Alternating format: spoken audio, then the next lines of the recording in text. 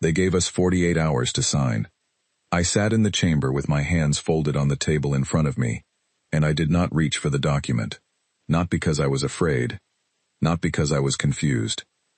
I did not reach for it because the moment I touched it, humanity would lose something it could never get back. The chamber was enormous. Every seat around the circular table held a representative from one of the 31 species that made up the Galactic Council. Most of them were watching me. A few were pretending not to.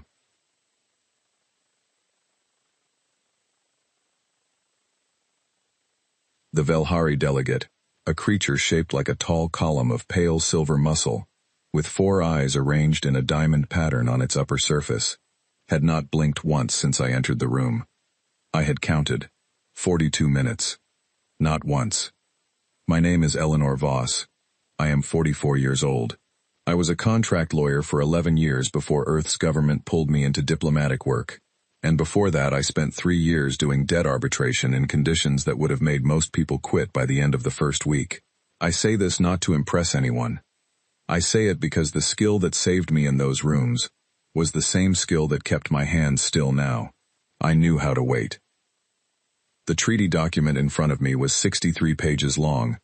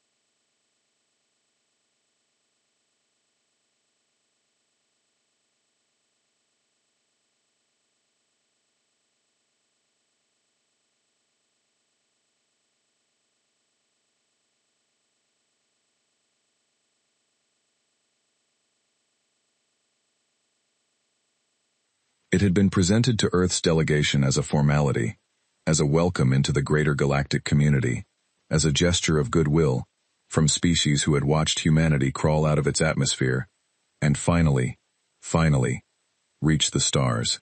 The Velhari ambassador had used the word family when he introduced it. He had bowed when he said it. I had read every page, every clause. Every footnote that referred to other clauses in documents I had to request separately and wait 4 days to receive. I had read those too. Stripped of its warm language, the treaty did one thing.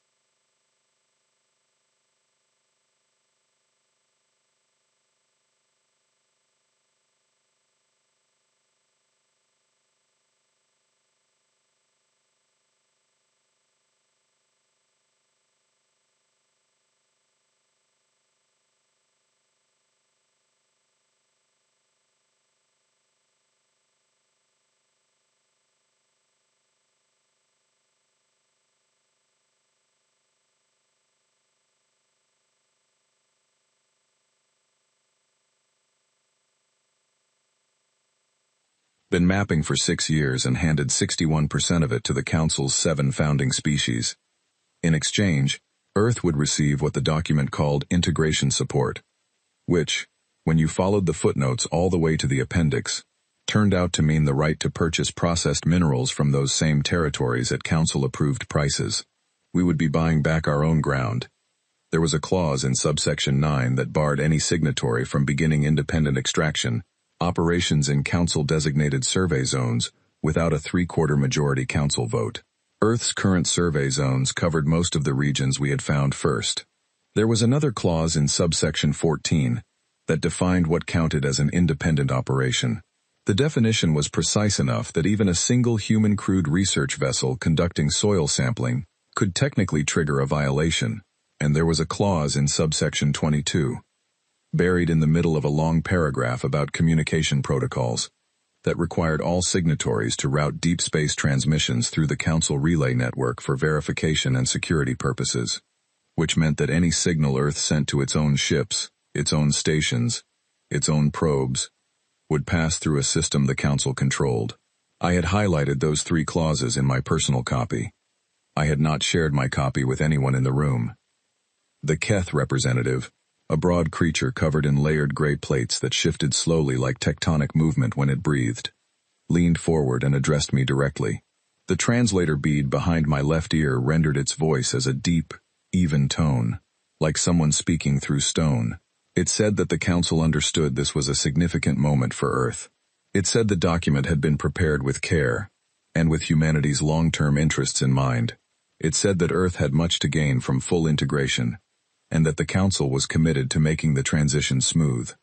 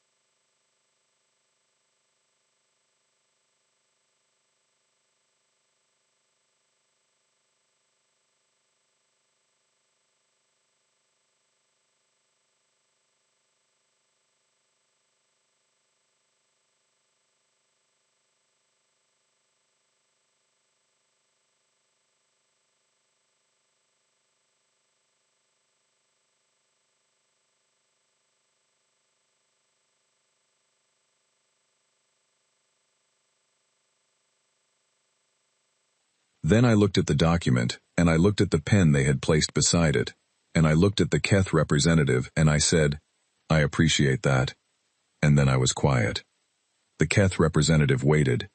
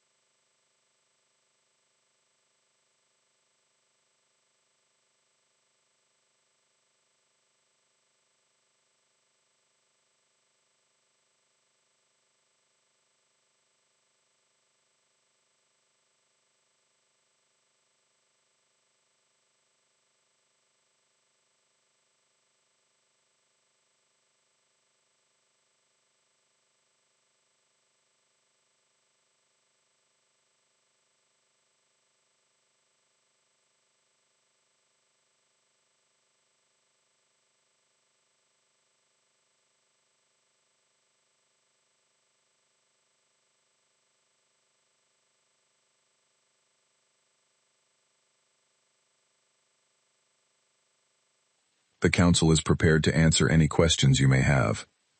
I said, "Thank you."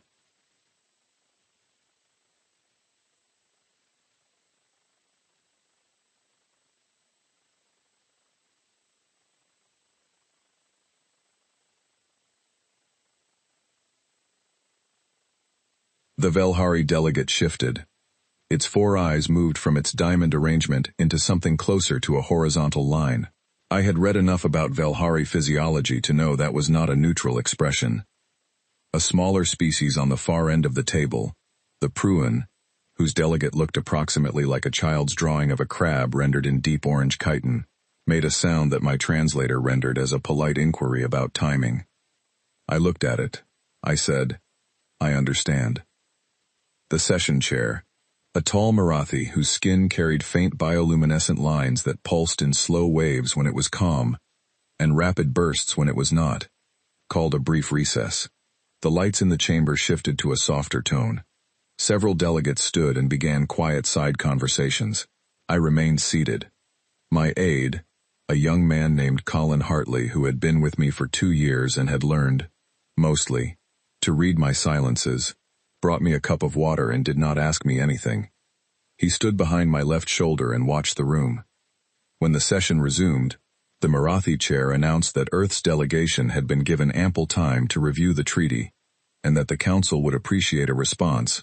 Before the end of the current session, I said, "We will require more time." The chair said, "Ambassador, the Council has extended the review period twice already."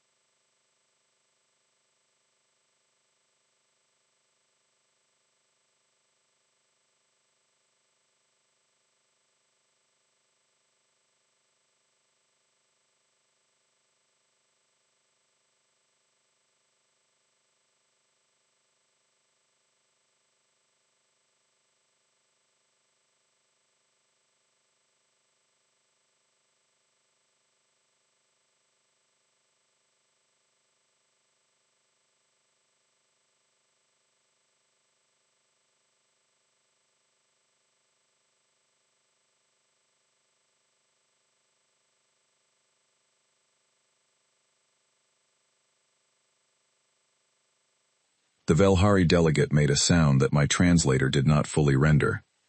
The partial output was something like procedural frustration, which I thought was a generous translation.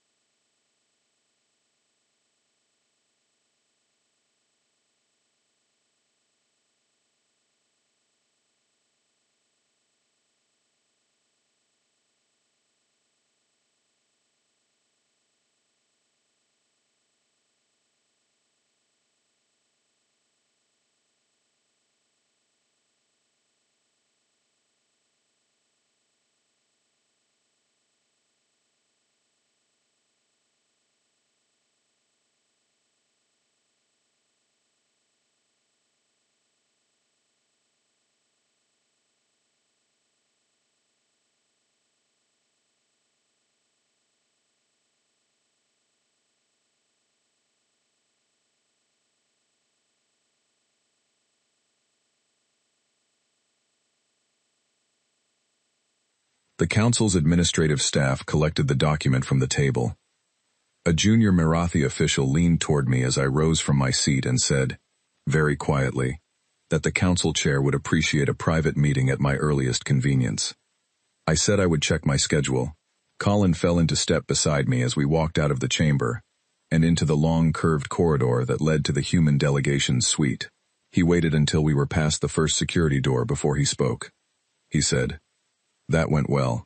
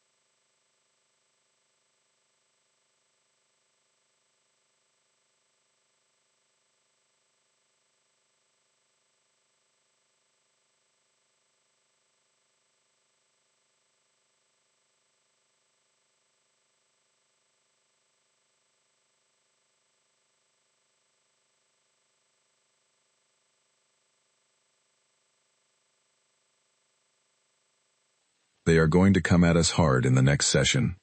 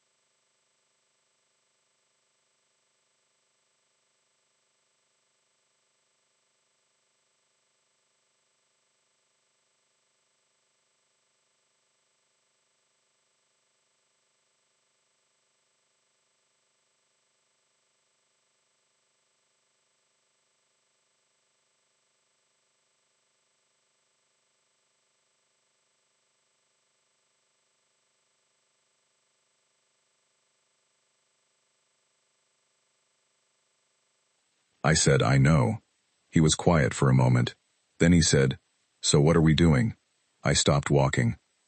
The corridor curved away in both directions, pale and smooth, lit by the council's characteristic blue-white panels that made everyone look slightly unwell. I looked at Colin. He was 29, sharp and patient for his age, but not yet patient enough to understand what we were doing. I said, we are giving them time to wonder. He looked at me. I said, every species in that room spent the last 90 minutes trying to read me.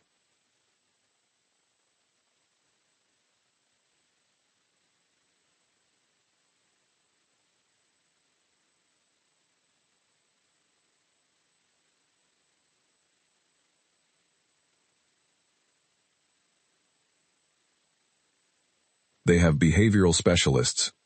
Right now those specialists are producing reports, and every single report is going to ask the same question. Colin said, what does she know? I said, exactly. He thought about that. Then he said, but we already know what we know. They know what we know. I said, do they? They handed us a document that should have made us grateful. We were supposed to read it, feel honored, and sign. When we didn't, the first thing they thought was that we found something in the text.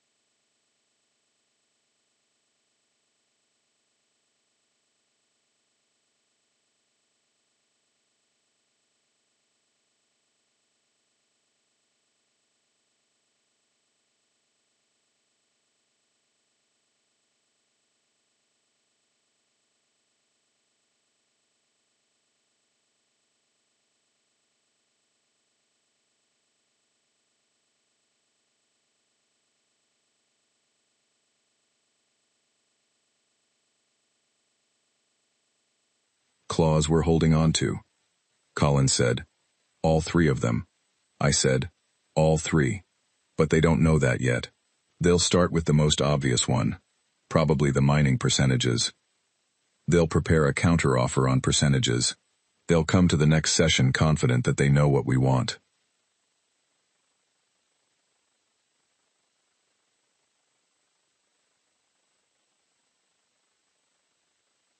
He was quiet again.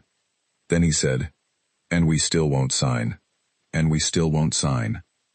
Back in the suite, I opened my personal files and pulled up the transmission logs from Earth.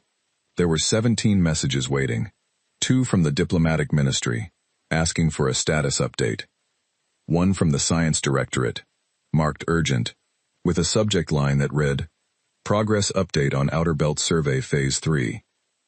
One from a man named Gordon Reese, who ran Earth's Deep Space Construction Division, which said simply, 6 weeks ahead of schedule.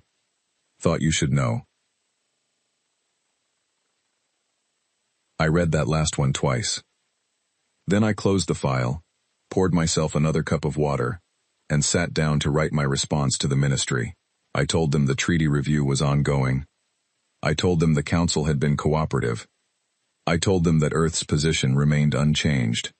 I did not tell them what Earth's position was, because the ministry would have worried, and worried people ask questions, and questions from worried people in the wrong rooms have a way of reaching the wrong ears.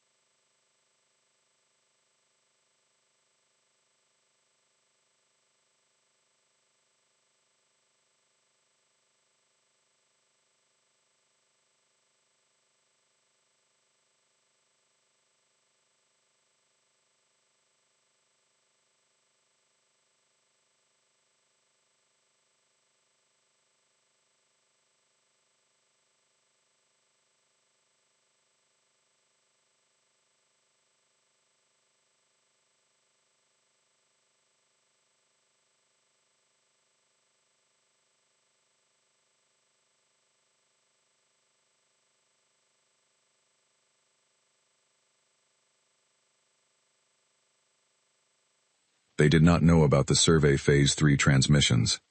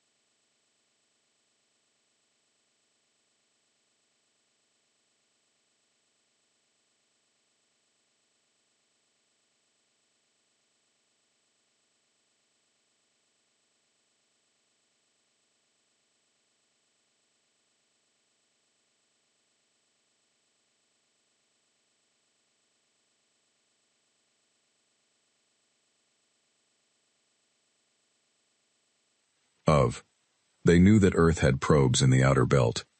They had calculated, reasonably, that those probes were just beginning the kind of work that would eventually, in perhaps a decade, put humanity in a position to claim those resources. They had moved quickly because they believed they had time, but not unlimited time. They were wrong about that, but they did not know it yet, and I was not going to tell them.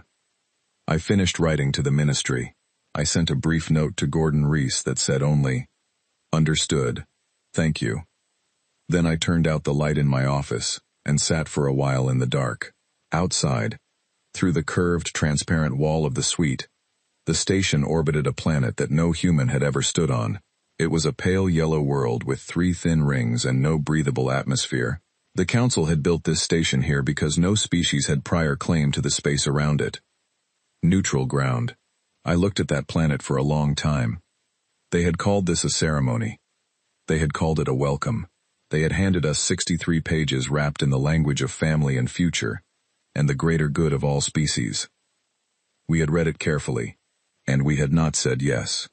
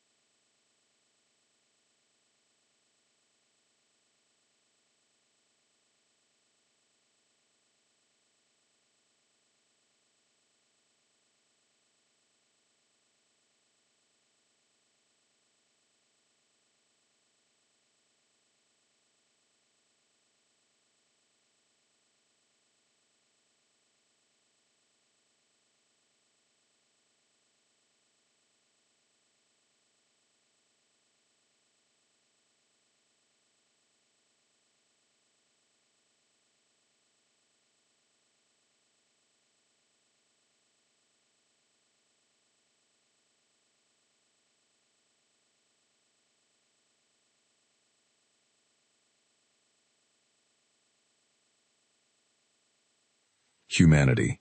Something they should have figured out long before they invited us to this table. We were not difficult to deal with because we were aggressive. We were not stubborn because we were proud. We were quiet because we were listening. And we had been listening for a very long time. The planet turned slowly outside the window. The rings caught the light of the distant star and scattered it in pale arcs. It was, I thought, a genuinely beautiful sight. I gave myself 2 minutes to appreciate it. Then I got back to work.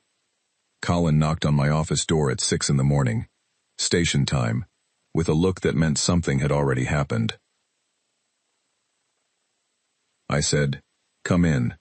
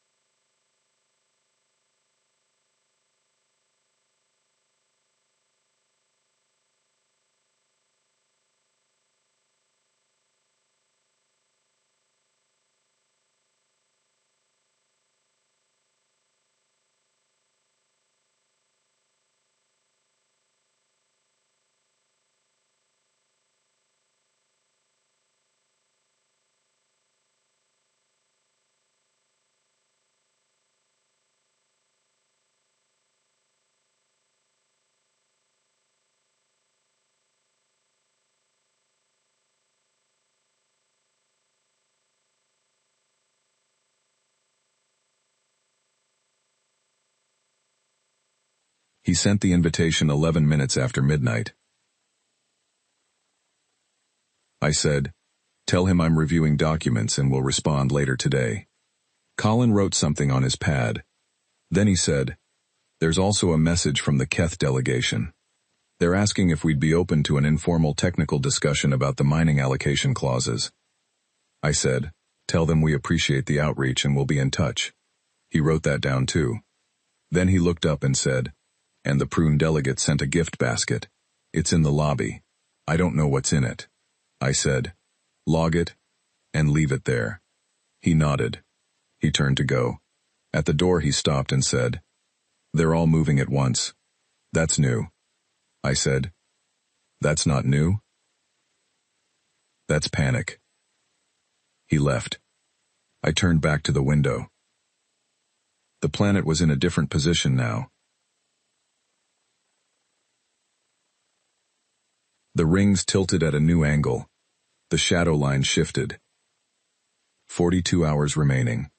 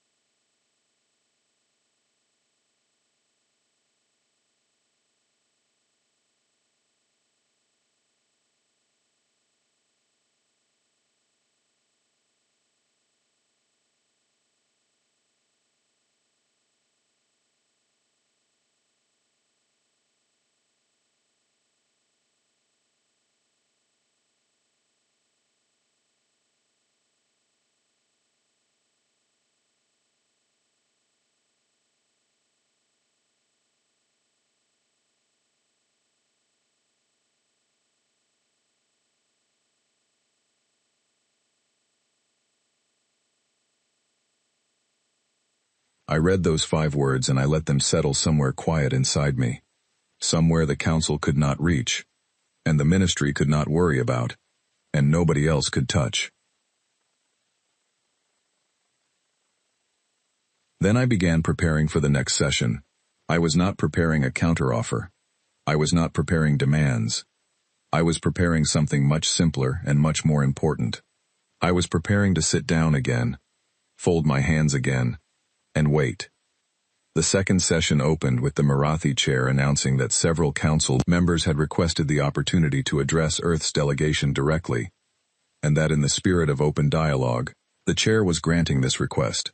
I said, "We welcome open dialogue." The Velhari ambassador spoke first.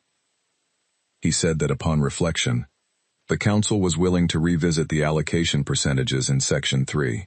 He said the initial figures had been preliminary estimates, and that there was room for a more equitable distribution. He used the word partnership 4 times in 6 sentences. He looked at me when he said it, each time, as if the word itself were an offering. I listened carefully. I took notes. I thanked him. The Keth representative followed. It spoke for 11 minutes about the long history of resource disputes in the outer territories, and the importance of clear legal frameworks, and the Council's commitment to fair arbitration. It suggested that a joint oversight committee, with human representation, could manage the survey zones in question. I wrote that down too.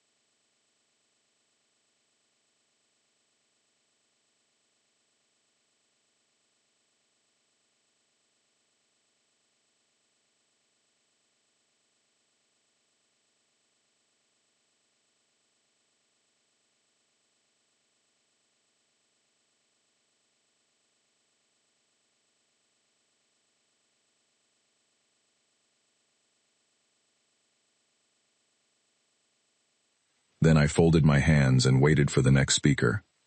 By the time the session ended, 3 species had made substantial modifications to their original positions without receiving a single concession in return. The Velhari had moved on percentages. The Keth had offered joint oversight. The Pruin had quietly stopped defending the communication routing clause in subsection 22, which I had noticed, and which meant they were hoping I hadn't. I had. I signed nothing. That evening, Colin and I sat in the small common room of our suite, and I explained to him what I had seen. I told him about the Pruyun's silence on subsection 22. I told him that silence meant they knew the clause was the weakest part of the document. I told him the Velhari's offer on percentages was designed to feel generous while leaving the subsection 14 definition of independent operations completely untouched. Colin said, "So they fixed the number but kept the trap." I said, "Yes." He said, "Do they think we didn't notice?" I said, "They're hoping. When someone moves quickly on the thing they think you want, they're trying to get you to stop looking at the thing they don't want you to see." He was quiet for a moment. Then he said, "What's in subsection 14 exactly? I mean, what does it actually do?"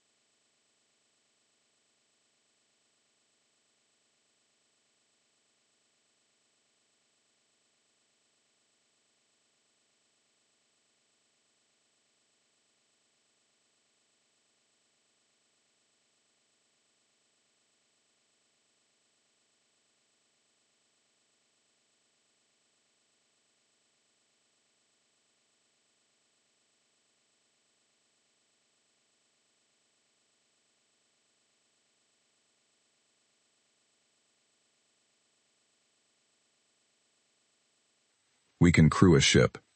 We can fly that ship to a coordinate in the outer belt that we found with our own probes and name after our own scientists. And if that ship does anything more than take a photograph, the Council can call it a violation and invoke the dispute mechanism in Section 41, Colin said, which would take how long to resolve? I said. The Council's dispute resolution timeline is a minimum of 9 years. He looked at me for a long time, then he said, we'd own the territory and not be able to touch it. I said, for 9 years minimum. At which point the Council-approved extraction operations, run by the founding species, would already be in place, and the area would be classified as an active resource zone, which changes the legal status entirely. Colin set down his cup. He said, that's not a treaty. That's a lock. I said, yes. He said, and they handed it to us with a bow on it. They handed it to us with the word family. He looked at the ceiling. After a moment he said, how long do we keep doing this?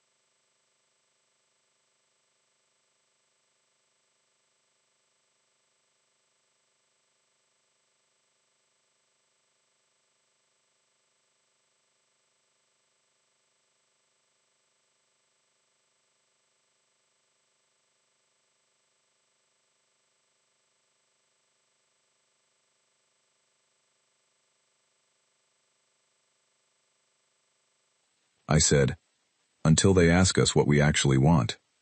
He said, what if they don't ask? What if they just stop inviting us to sessions? I said, they won't.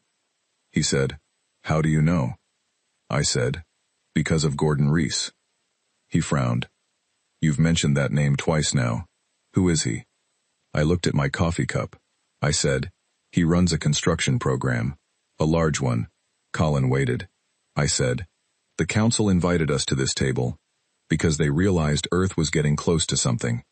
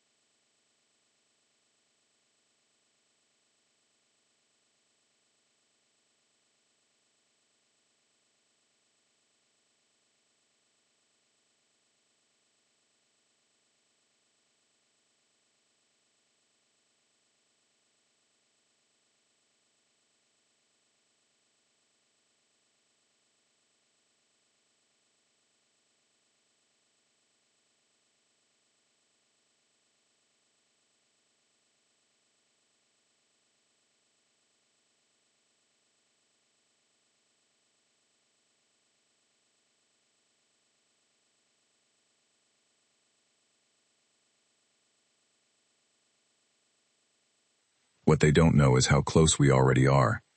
Colin said, close to what? I said, to not needing their rules at all. He was very quiet after that. I let him sit with it.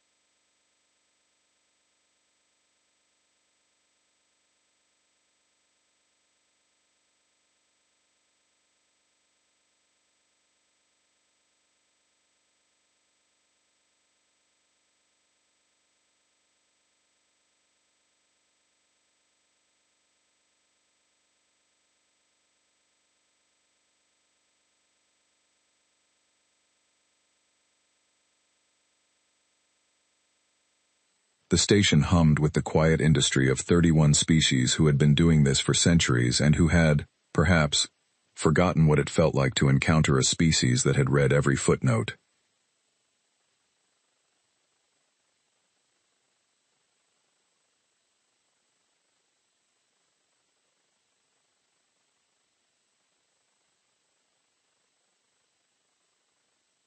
In the morning I sent a message to Gordon Reese.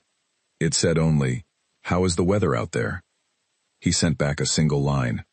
"Clear skies. No clouds. Beautiful." I read that, and I felt something that was not quite relief, and not quite pride. It was something steadier than both of those things, something that sat low and solid in my chest like ballast.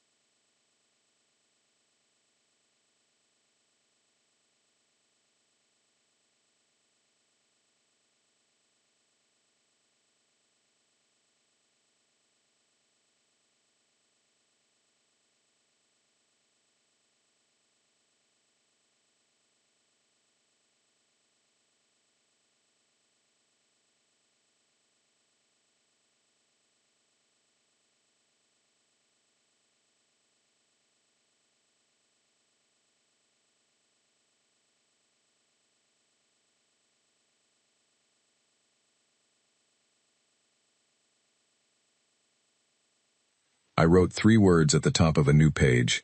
They don't know. Then I began preparing for session 3. The third session started differently. There was no opening statement from the Marathi chair.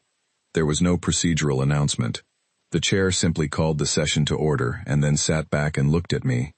And I understood that the format had changed. They were done presenting.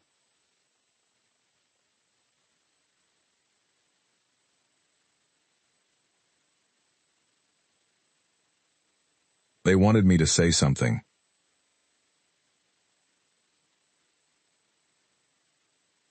I said, "Good morning." Several delegates shifted in their seats.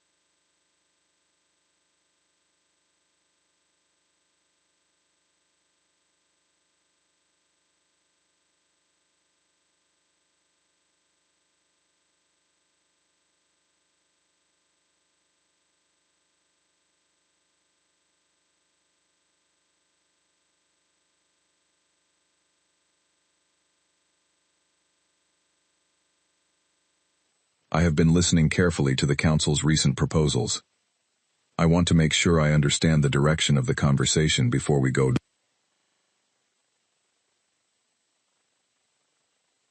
The Velhari ambassador said that the Council was happy to clarify anything I needed. I said, "That's very kind."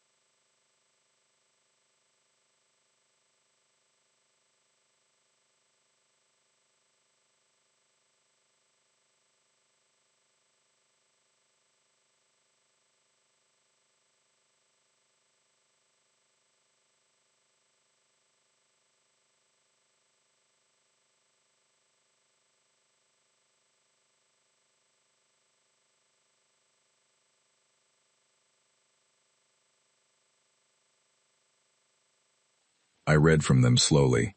I described what had changed between the first and third sessions in precise terms. The percentage adjustment. The joint oversight proposal.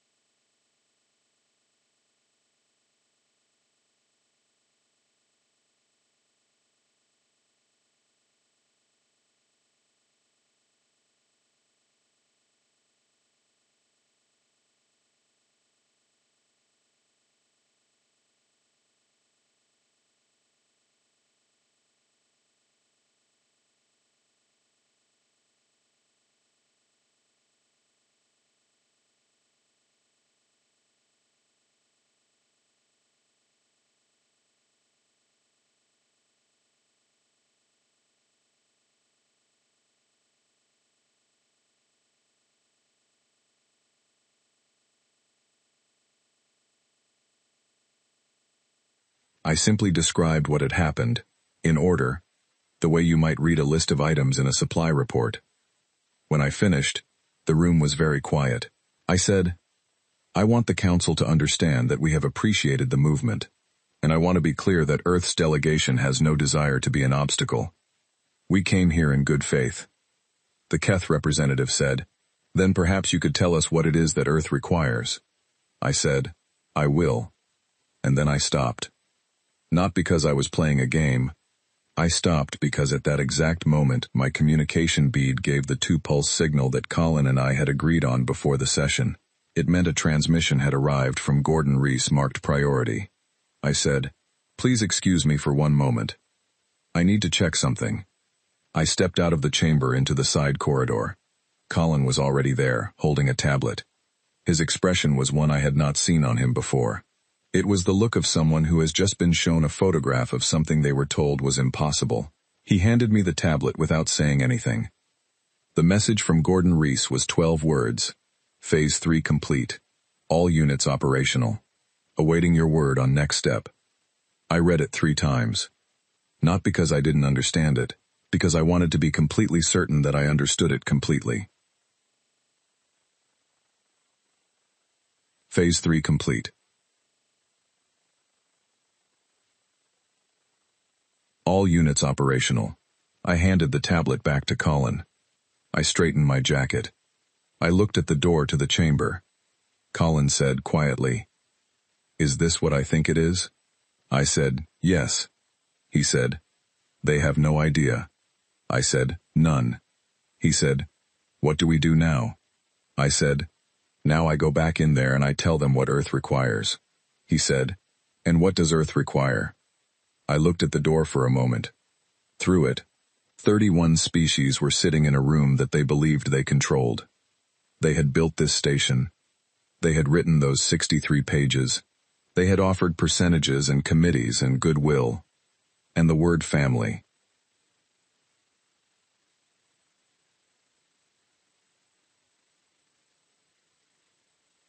I said, we require a new document. One that starts from a different place. Colin said, what place? I said, from the fact that we were never asking for permission. I pushed open the door and walked back into the chamber. I sat down. I folded my hands and I looked at the Keth representative, who had asked me the question I was now ready to answer.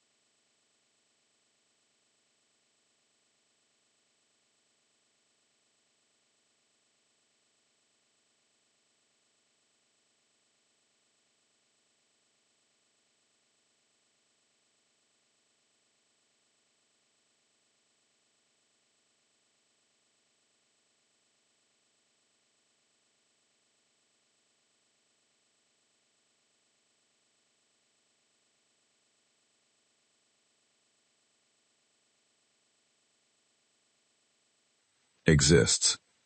Not as it existed 6 years ago when our probes first reached the outer belt. Not as the Council projected it would exist when this document was drafted. As it exists now, today.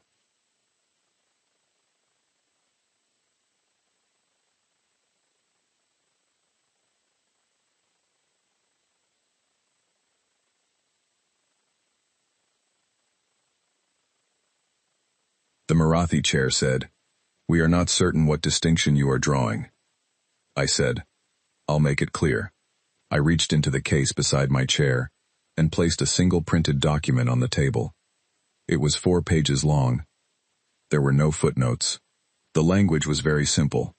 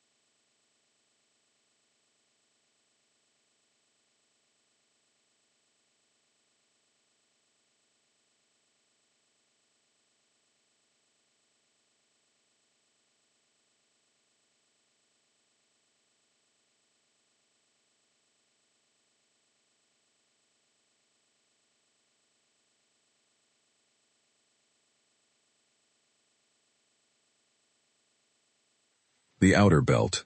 We now have 9 fully operational extraction and processing platforms running independently of any external relay network.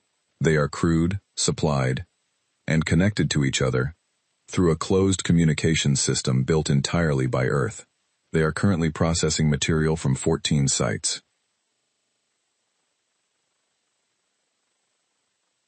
The room was quiet in a way that rooms are rarely quiet.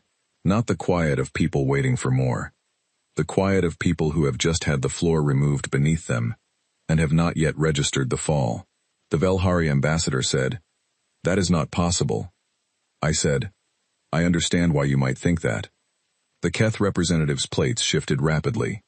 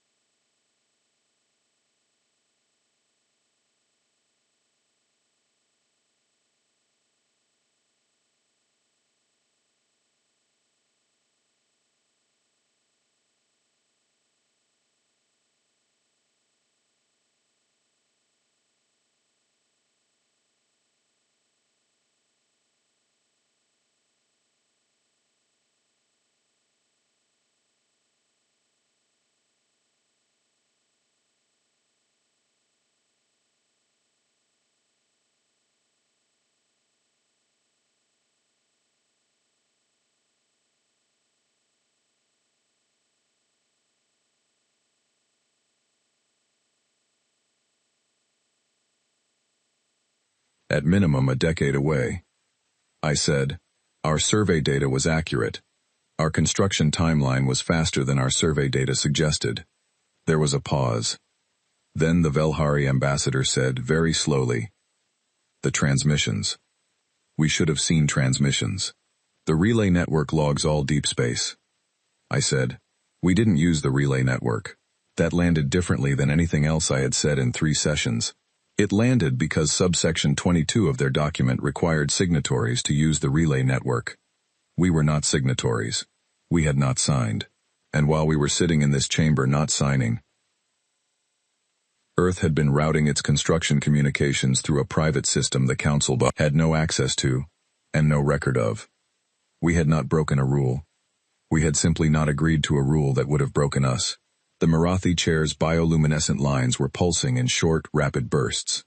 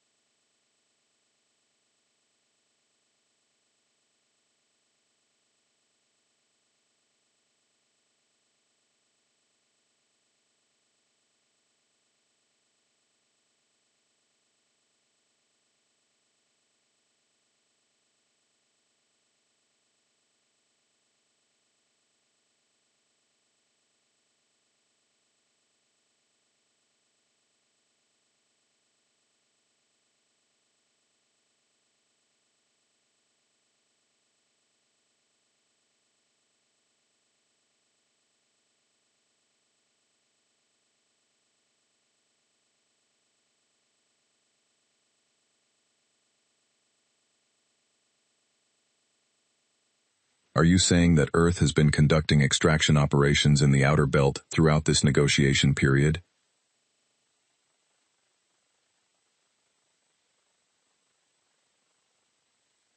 I said, I am saying Earth has been building the infrastructure for extraction operations. The operations themselves are just beginning.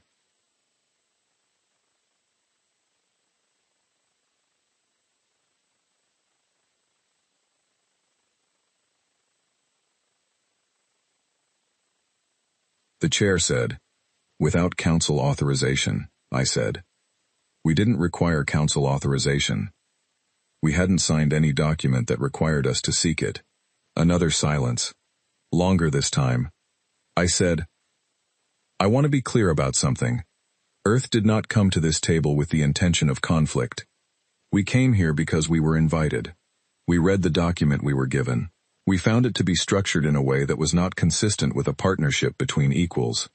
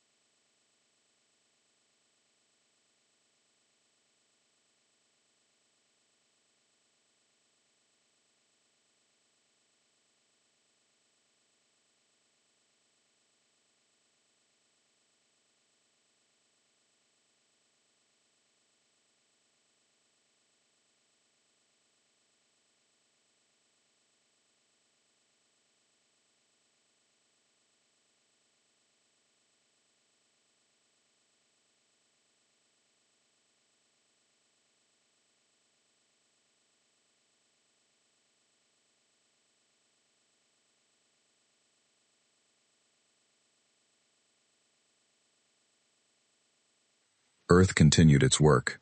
That is all.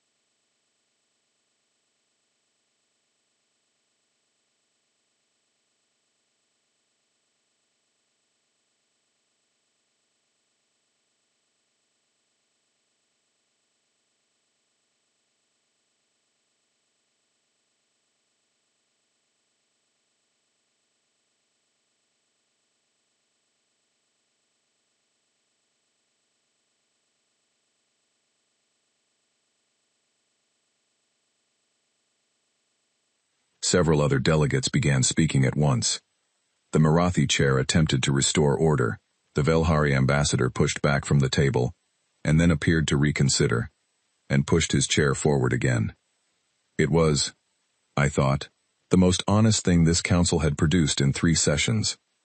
No careful language, no warm words about families, just the raw, vivid shock of a situation that had slipped entirely out of their control while they were watching me sit quietly and take notes. I waited for the noise to settle. When it did, I placed my hand on the 4-page document I had put on the table. I said, "This is not a counteroffer. This is not a demand. This is a proposal for a conversation that reflects where things actually stand. Earth is willing to talk. We are willing to cooperate. We are willing to be good partners in the outer belt, and in every territory beyond it. But any agreement we reach has to start from the truth." I looked around the room. I said, "The truth is that we built something.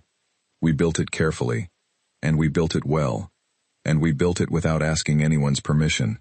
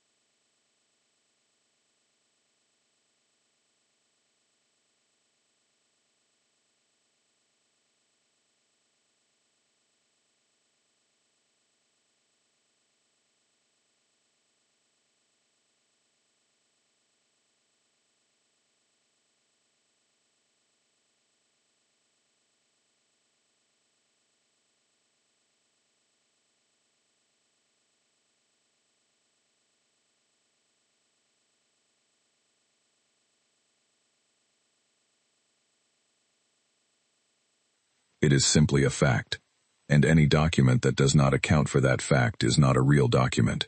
It's a wish. I let that sit for a moment. Then I said, "We're ready to talk about real documents whenever the council is ready." I picked up my pen. I did not use it. I just held it, resting against my fingers, visible to everyone in the room. Nobody moved. Nobody spoke. The Marathi chair's bioluminescent lines had gone almost completely still. The Keth representatives' plates were flat and fixed in a way I had not seen before. Outside, through the chamber's single long window, the pale yellow planet turned in its slow orbit, rings bright in the starlight, completely indifferent to all of it. I waited. The council requested a recess that lasted 11 days. I did not push for a shorter one. I sent a brief message to the ministry, saying that negotiations were progressing, and that I would report further when there was something concrete to report. I sent a message to Gordon Rees saying only, "Hold course." His response came back in under a minute. "Steady as she goes." On the 4th day of the recess, the Velhari ambassador sent a formal request for a private meeting. Not breakfast this time. A working meeting, his message said, with technical advisors present on both sides.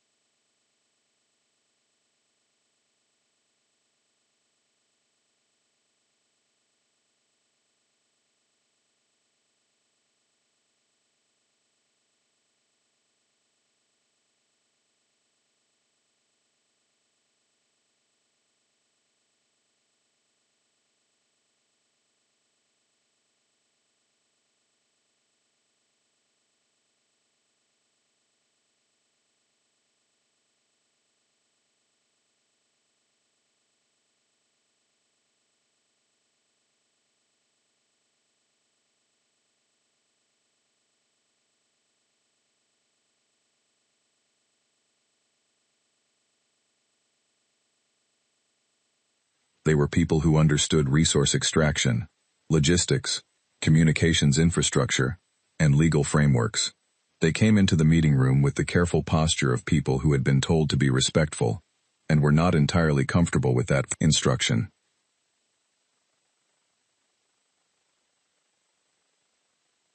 I brought Colin and 3 specialists I had kept off the official delegation list, a woman named Petra Dale, who had spent 8 years managing Earth's deep space logistics networks, a man named Owen Burrell, who had helped draft the legal language that defined the closed communications system Gordon Reese used, and a quiet woman named Sylvia Grant, who had been on the original probe survey team and knew the Outer Belt's geography better than anyone alive who wasn't currently stationed on one of the 9 platforms. The Velhari advisors looked at my 3 specialists, and then looked at each other, and I saw in that exchange the specific recognition of people who have realized they are in a room with the people who actually built the thing. We talked for 6 hours. Not about the old treaty. About the actual situation. Where the platforms were. What they were processing. What the capacity was. What it would look like in a year. In 5 years. In 20. The Velhari advisors asked careful questions and Petra, Owen, and Sylvia answered them with the kind of specificity that made the questions feel slightly beside the point.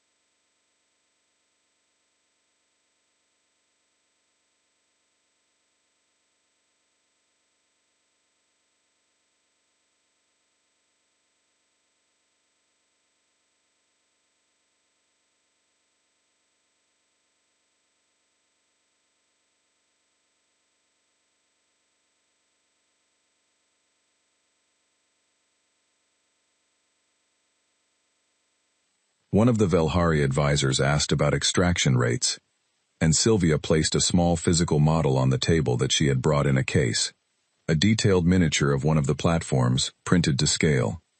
She explained its operation in 9 sentences. The room was very quiet while she spoke.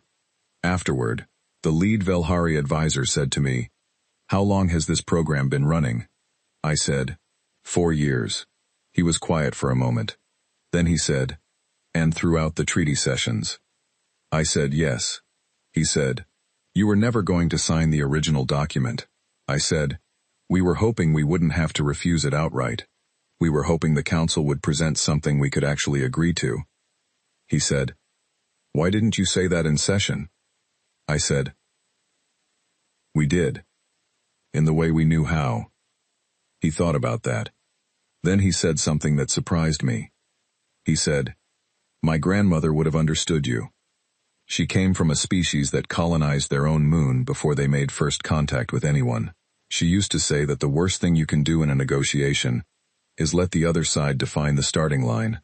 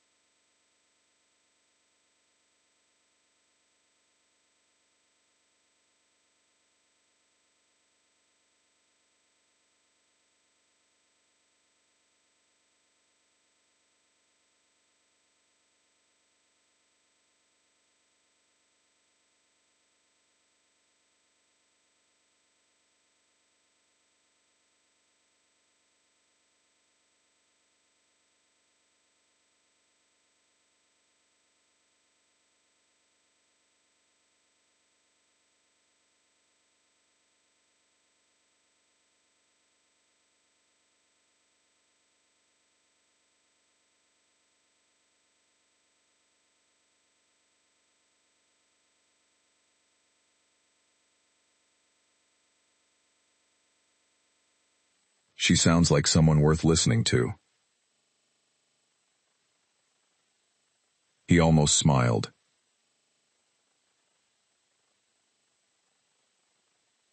For a creature of his physiology, that translated to a very slight relaxation of the upper membrane around his primary eyes. He said, "What does Earth actually want from this council?" I said, "A seat at the table that's built on what we've already done, not on what someone else thinks we're capable of. Recognition of our existing operations. No routing requirements for our communications. Clear ownership of the territories our probes charted. And a framework for expansion that treats us the way you'd treat any species of equivalent standing." He said, "Equivalent standing to whom?"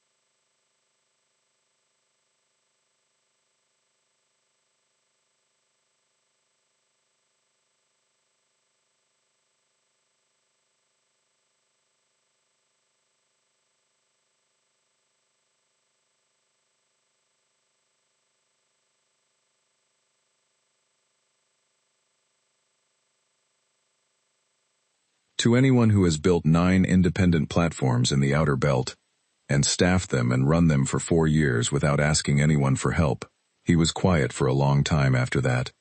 When we left the meeting, Colin walked beside me and said nothing until we were back in the corridor. Then he said, "That last thing you said, that felt different." I said, "How?" He said, "Less like negotiation, more like a statement of fact." I said, "That's what it was." He thought about that. Then he said,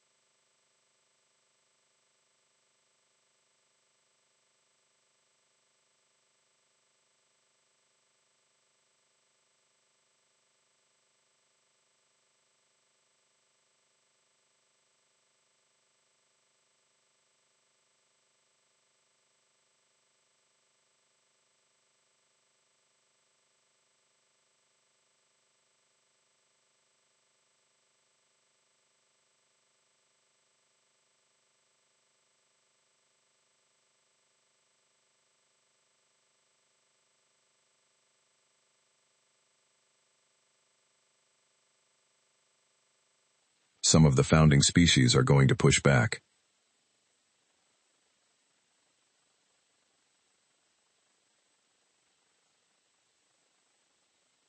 I said, "Some of them will. The ones who pushed back hardest on the original percentages will push back again. But they'll have to do it in the open now, without the soft language." He said, "And that's better for us?" I said, "When someone has to argue against you openly, they have to use real reasons. Real reasons can be answered. It's the soft language that's hard to argue with." He nodded. Then he said, "What about the species that walk away from the table entirely?" I said, "Let them." He said, "That's a risk." I said, "Every choice is a risk. The question is what you're risking for." He thought about that for the rest of the walk back to the suite. The following morning, 3 more delegations requested working meetings.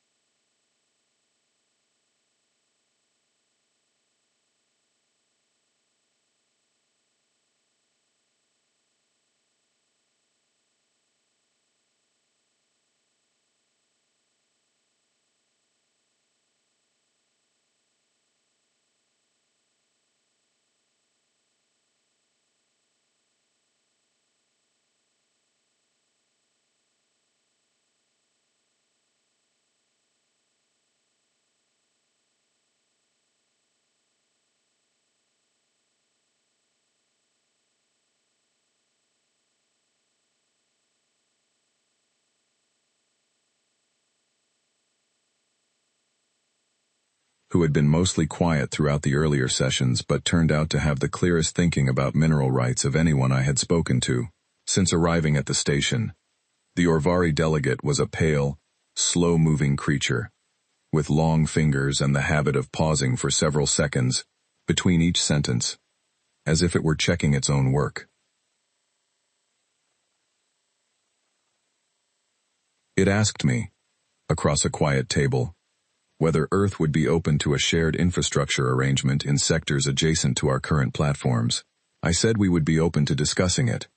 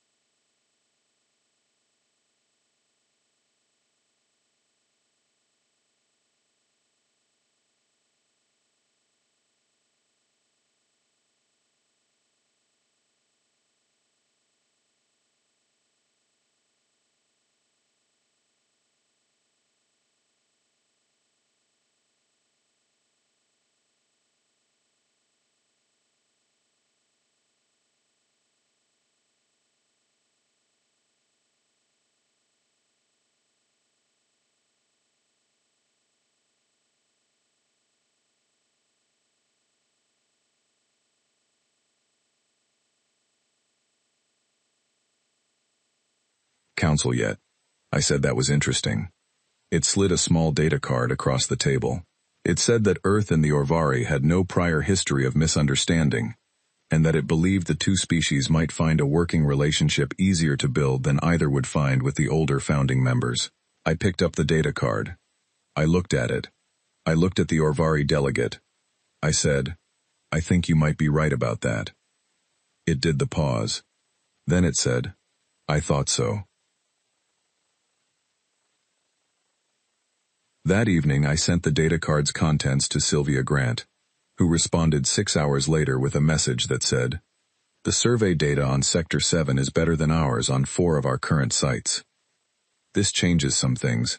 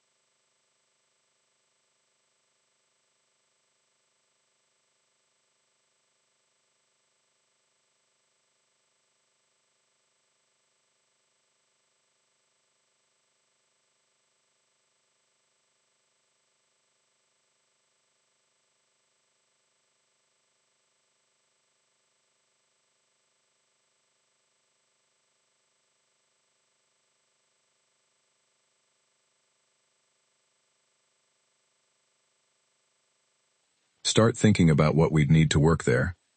She wrote back, already am.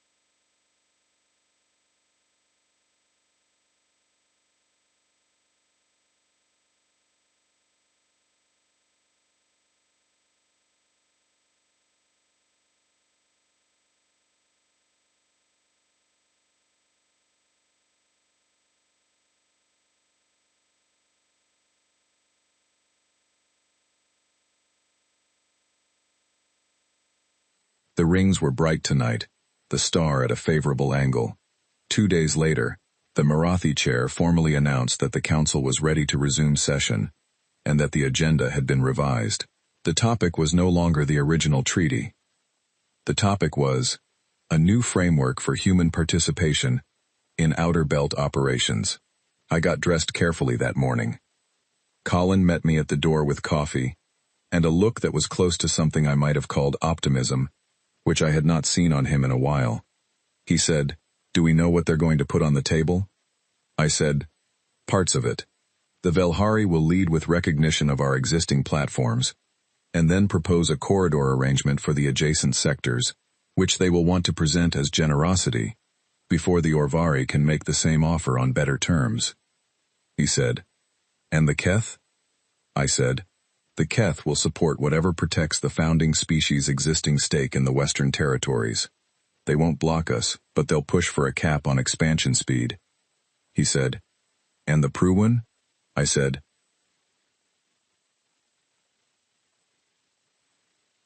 "The Pruwan will not speak first. They'll watch the room and then side with whoever they believe is going to hold the majority." He said, "So who holds the majority?" I said, "Right now, us." He was quiet for a moment. Then he said, "How did that happen?" I said, "Slowly, and then all at once." He looked at me. He said, "That's not actually an answer." I said, "It's the most honest one I have."